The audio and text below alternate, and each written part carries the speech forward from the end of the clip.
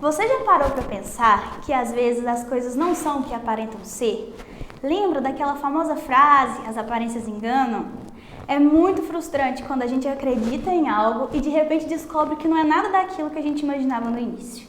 Se imagine fazendo uma caminhada e você avista uma linda árvore que aparentemente produz bons frutos, mas quando você se aproxima, você vê que ela apenas produz frutos podres. Decepcionante, não é? Na mensagem de hoje, nós vamos aprender sobre a figueira sem frutos. Vamos entender quais as lições Jesus deixou para os seus discípulos e que aprendizado temos para a nossa vida.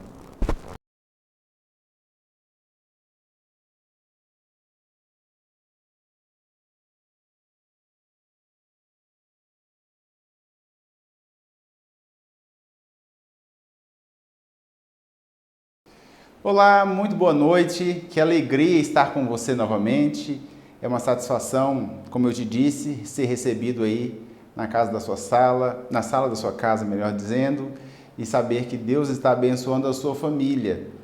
Saber que cada vez que a gente abre a palavra, o Espírito Santo está aí com você, ele abençoa você e a sua família e eu fico muito feliz com isso. Eu quero extrair as melhores lições da Bíblia, entregar a você a melhor quantidade de conteúdo para que você ame a Deus, saiba que é amado por Ele e tenha seu nome registrado no livro da vida. A gente vai seguir hoje na nossa terceira noite de reflexões, nesta semana de Páscoa, que marca a última semana da vida de Jesus antes de sua morte, naquela sexta-feira da paixão. Mas antes da gente seguir, eu quero continuar oferecendo a você um presente. E hoje nós temos aqui para você um livro, O Poder da Esperança. Esse livro faz parte da enciclopédia de livros que a Igreja Adventista do Sétimo Dia distribui a cada ano de forma gratuita. Este livro trata de como enfrentar as crises da vida. Nós estamos vivendo aí há mais de um ano uma terrível crise sanitária e este livro comunica esperança para que a gente consiga enxergar por cima dessas montanhas rochosas da crise e consiga enxergar então que Deus tem sempre o controle de nossas vidas em suas mãos e este livro, sem dúvida alguma, trará ainda mais esperança para você e também para a sua família. Agora, caso você tenha aí uma criança, um filho ou filha, sobrinho, neto, enfim, você poderá receber também o Poder da Esperança para crianças. É um encarte, né, uma revista em tirinhas, para que as crianças possam aprender a como encarar os desafios da vida, como se preparar então para esses momentos tão delicados, para crescerem saudáveis, aprendendo da honra e aprendendo também a amar os seus pais e amar a Deus sobre todas as coisas. Se você deseja, envie aí para o nosso WhatsApp 99115 2054, eu aceito ou eu desejo, e então nós teremos a alegria de encaminhar para você tanto o livro quanto a revista do Poder da Esperança, tá bom? Uma grande satisfação poder presentear você, assim como é uma grande satisfação presentear as diversas pessoas que já nos enviaram Eu Aceito e então já estão recebendo os seus livros, os seus periódicos como um presente nosso, obviamente de forma gratuita. A gente segue hoje estudando a palavra e eu quero que você pegue a sua Bíblia. Você tem a sua Bíblia aí, não tem? Aquela mesma que você usou ontem? A Bíblia que está lá na cabeceira da cama, que está na mesa, que está aberta ali na estante. Pega a sua Bíblia e vamos estudar com a gente. O texto de hoje revela um episódio em que Jesus ficou decepcionado. Conforme a Thaís apresentou aqui, fez a introdução, Jesus ficou muito decepcionado com a aparência. E a partir desta lição, ou seja, desse episódio, nós vamos tirar algumas lições que eu quero que você acompanhe comigo na Bíblia. O episódio de hoje, o qual nós vamos estudar, é um episódio bastante diferente no curso dos episódios da vida de Jesus. Ele acontece exatamente após o domingo, na segunda-feira. Nós estudamos ontem a entrada triunfal de Jesus em Jerusalém, que ficou conhecida como o Domingo de Ramos, momento no qual as pessoas já tinham sido curadas, alguém que tinha recebido um milagre de Jesus ou uma atenção dele, tiraram suas roupas e colocaram em sinal de homenagem. Aquela multidão que o aplaudia era a mesma multidão que tinha uma fé superficial, uma fé que dependia de milagres para crer. E em virtude disto, e também em virtude de Jesus olhar para Jerusalém e visualizar uma cidade tão superficial em sua religião, Jesus chorou. Mas nós concluímos ontem, percebendo que daquele momento Jesus remeteu seus olhos ao futuro e viu o dia em que ele vai sorrir, o dia no qual você estará no céu com ele para sempre. O episódio que vamos estudar hoje, como eu te disse, acontece na sequência do domingo, daquela entrada triunfal em Jerusalém, acontece na segunda-feira, e Jesus estava em Jerusalém. Eu quero que você abra a sua Bíblia, assim como a minha já está aberta, pega lá aquela Bíblia que está na estante, a Bíblia que está aberta em cima da mesa, quem sabe você já está aí com a sua Bíblia, né? Pertinho de você. O texto que nós iremos ler hoje é o texto de Marcos, capítulo 11, a partir do verso 15. E nós vamos tirar daqui algumas lições especiais, profundas, que são aplicações, na verdade, para a vida diária, com o desejo de nos fazer olhar para Jesus mais apaixonadamente e também responder mais prontamente aos desejos de Deus para a minha e para a sua vida. Bom, a minha versão é a versão Almeida, revista e atualizada. E quero que você acompanhe comigo aí então. Diz assim, olha: e foram para Jerusalém.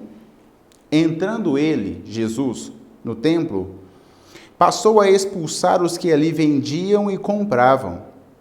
Derrubou as mesas dos cambistas e as cadeiras dos que vendiam pombas. Não permitia que alguém conduzisse qualquer utensílio pelo templo. Também os ensinava e dizia: não está escrito? A minha casa será chamada casa de oração para todas as nações? Vós, porém, a tendes transformado em covil de salteadores.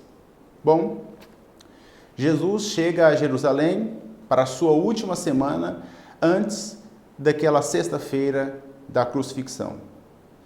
Ele havia tido as homenagens do domingo, havia chorado, e agora, chegando a Jerusalém, duas coisas se destacam aos olhos de Cristo. A primeira, que inclusive a Thaís mencionou aqui na introdução deste programa dessa noite, é que Jesus olhou para uma figueira e, desejando colher um fruto para saciar seu desejo, seu apetite, ele chegou, a figueira era muito bonita, mas ela não tinha frutos. A aplicação é de uma vida religiosa que não tem consistência. Uma vida religiosa rodeada de superficialidades. Somado a essa experiência da figueira, que não dava frutos, Jesus chega ao templo. E eu quero explicar para você o porquê da reação de Jesus, de uma forma inclusive enfática, de expulsar os cambistas dali do templo. Bom, no Antigo Testamento, a Bíblia já havia mencionado que o templo, o santuário, era o canal pelo qual Deus ensinava o povo e era o local também onde as pessoas iriam congregar, iriam se reunir para adorar ao Deus verdadeiro.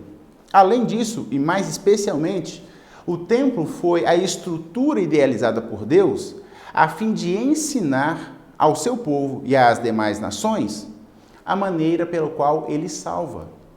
Você sabe que nos últimos séculos tem sido ensinado um mecanismo de salvação que se baseia no esforço do ser humano. O ser humano faz caridade, o ser humano é bonzinho, o ser humano ajuda os outros, o indivíduo não agride, não maltrata, não responde, é honesto, paga impostos. E então a ideia que se forma é, olha, eu sou bom, eu não mereço nem sofrer. Deus vai me abençoar porque eu mereço, Ele vê que eu tenho um coração bondoso. Esta ideia, ela está na contramão do que diz a Bíblia. Afinal de contas, a Bíblia já havia descrito que não há nenhum ser humano bom, não há ninguém que faça o bem do ponto de vista de merecer um favor divino. É óbvio, você tem tido ações muito boas, eu acredito que o seu coração é bondoso, que você é uma pessoa generosa, é honesta, acredito, obviamente, mas todas as nossas ações não passam de nada diante da glória de Deus, diante do fato de que a nossa natureza é pecaminosa. O pecado entrou no mundo através de Adão e de Eva. E então, todos os seres humanos se tornaram corrompidos. Deus precisou oferecer um plano para restaurar a humanidade. Esse plano fora, primeiramente, apresentado no sacrifício de animais, e alguns séculos depois, Deus ordenou que se construísse um tabernáculo, no qual, ou através do qual ele iria se relacionar e também ensinar as pessoas como é que elas eram salvas. O ser humano não é salvo, o ser humano não é bom por quem ele é ou pelo que ele faz. O ser humano é salvo pelo que Jesus fez. E isso estava ensinado em cada etapa do santuário. E isso, então, estava estabelecido em todo o sistema do santuário. Agora, você imagina o que representou para Jesus chegar no templo e perceber que todo aquele sistema era uma mera superficialidade. No caso da figueira e também no caso do templo, aquilo tudo não passava de aparências. E deve ser muito triste para as pessoas serem enganadas pelas aparências. Jesus olhou para aquelas pessoas que estavam vendendo os animais. Veja que não era problema ou proibido vender animais para que uma outra pessoa pudesse oferecê-lo em sacrifício, expressando a sua fé. O problema é que aquele comércio era envolvido por animais impuros, por animais aleijados. E isso já estava estabelecido no Antigo Testamento, a regra, os padrões pelos quais um animal poderia ser oferecido. Bom, Jesus chega ali, observa aquela situação e então vê que existia uma superficialidade religiosa e ele expulsa aquelas pessoas. A expressão que é usada aqui é uma mesma expressão que poderia corresponder à formação de quadrilha. Aqueles cambistas, eles não estavam apenas transgredindo um sistema, eles haviam feito uma espécie de quadrilha mesmo para que eles pudessem oferecer aquele tipo de animais e, inclusive, isso era autorizado pelas autoridades religiosas, porque isso gerava lucro para eles. Jesus sentiu uma fúria, uma ira sagrada, porque aquele local, que era o local para que as pessoas encontrassem salvação, havia se transformado num local de câmbio, um local de venda e de lucro. E por isso, ele expulsou aqueles homens dali. Durante algum tempo, Jesus ali permaneceu e fez daquele templo um local onde as pessoas sabiam que suas orações eram atendidas. Bom, e o que isso tem a ver conosco? Veja que Jesus poderia facilmente ter arregimentado uma multidão, ele poderia facilmente ter trazido muita gente para perto de si que o teria proclamado rei. Mas Jesus não veio para agradar as multidões e não veio para fundar um reino aqui. Ele veio a ensinar às pessoas sobre o reino de seu Pai. Aquilo que estava sendo ensinado no templo nada tinha a ver com o evangelho do Antigo Testamento. Nada tinha a ver com o modelo pelo qual Deus salva. Deus salva porque Ele ama, não porque as pessoas fazem o que é certo. E então, quando Jesus vê aquilo, Ele os expulsa, na tentativa de ensinar a profundidade e o princípio contido em todo o sistema do santuário. Os cristãos não são pessoas que nunca erram, e Jesus sabia muito bem disso. Os cristãos são as pessoas que conseguem olhar para a cruz e continuar seguindo, se levantam e seguem a cada tropeço, porque conseguem compreender que é pela graça redentora de Jesus que elas são salvas. Jesus poderia ter fundado um reino aqui, mas ele veio prenunciar um reino do qual os súditos serão os arrependidos, que creram unicamente em sua misericórdia.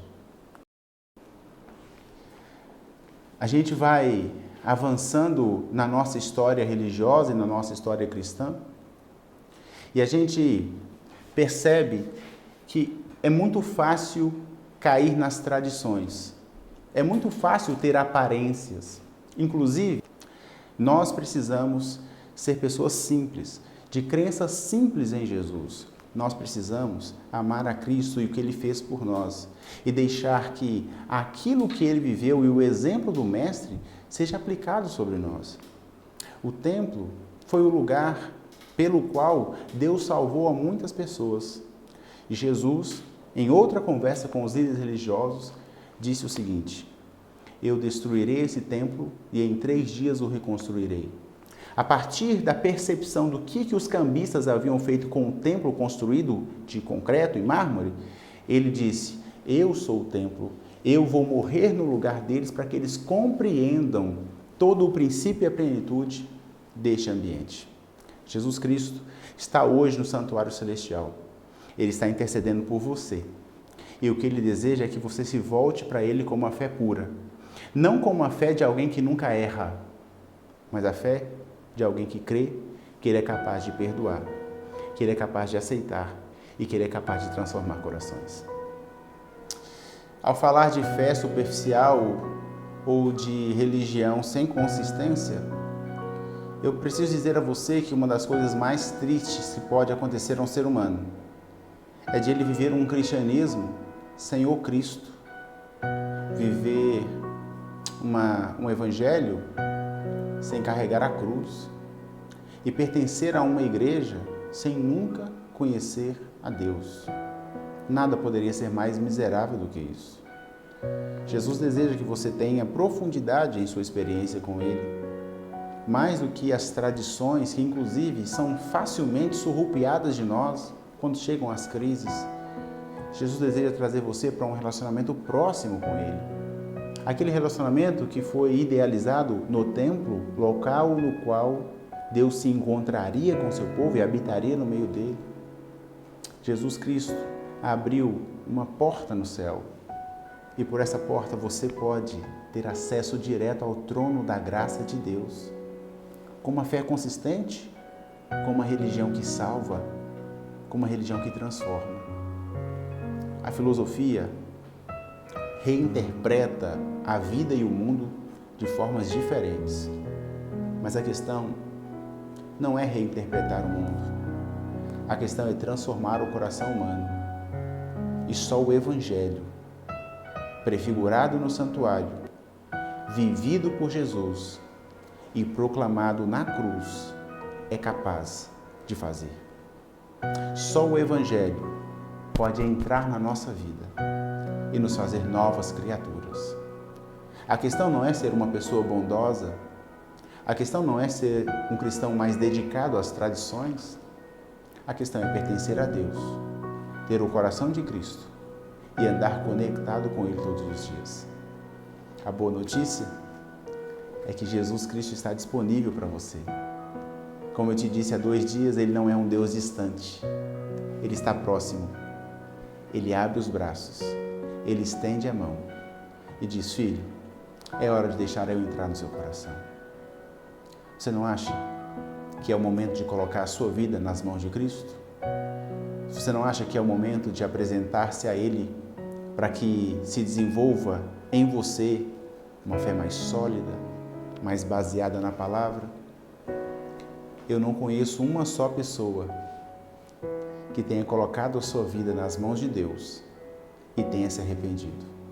Eu conheço muita gente que desenvolveu uma fé superficial e diante dos primeiros dilemas da vida, os menores dilemas da vida, deram meia volta e abandonaram o que conheciam como o caminho de Deus.